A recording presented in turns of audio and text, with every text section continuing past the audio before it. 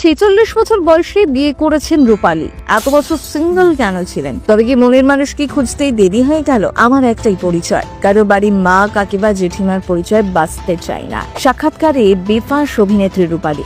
তবে কি বিয়েটা সুখের হয়নি? জীবনে অনেক লড়াই সহ্য করেছেন, এবার ঘুরে দাঁড়াবার পালা। কেমন দিন কাটছে টেলিনায়িকার?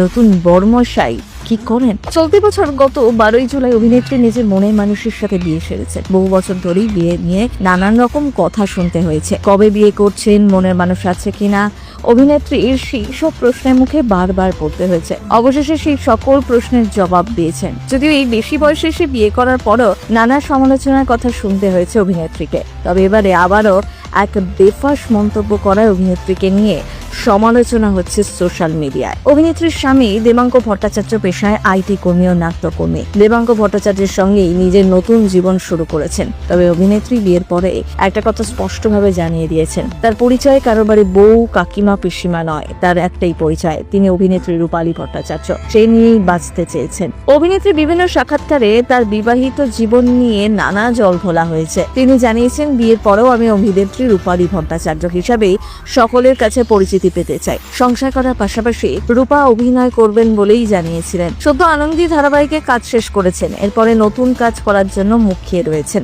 অভিনয়ের পাশাপাশি সঞ্চালনার কাজও করেন, তার অনুরাগীও রয়েছেন অনেকে। রূপা জানিয়েছেন, দেবাঙ্কর সাথে তার আলাপ নাকি দীর্ঘদিনে। জীবনের প্রতিটি কঠিন সময় তিনি পাশে পেয়েছেন দেবাঙ্ককে। সেই কারণেই মনে মনে দেবাঙ্ককে পছন্দ করেছিলেন। এই মানুষটার সাথে ঠিক করেছিলেন গোটা জীবনটা হয়তো কাটাতে পারবেন। সেই কারণেই দেবাঙ্কর সাথে 7 পাকে বাঁধার সিদ্ধান্ত। বিবাহিত জীবন যে সুখেই কাটছে তার বলার অপেক্ষা রাখে না। বিয়ে করে রূপালী জানিয়েছিলেন, সঠিক মানুষের দিশা পাওয়াটা খুব জরুরি। কারণ খুব অল্প বয়স থাকে, যেমন টিনেজ বা আর্লি 20s, তখন ইমোশনই বেশি কাজ করে। তখন কেউ যদি আমাদের সাথে একটু ভালোভাবে কথা বলে, মনে হয় আচ্ছা একেই তো খুঁজছিলাম, এই তো আমার রাজপুত্র। কিন্তু বয়স যত বাড়তে থাকে, ম্যাচুরিটি যত বাড়তে থাকে, ততই প্রত্যেকটা বিষয়ের মধ্যে ইপস অ্যান্ড বাটস তৈরি হয়। অঙ্ক কষা শুরু হয় তখনই।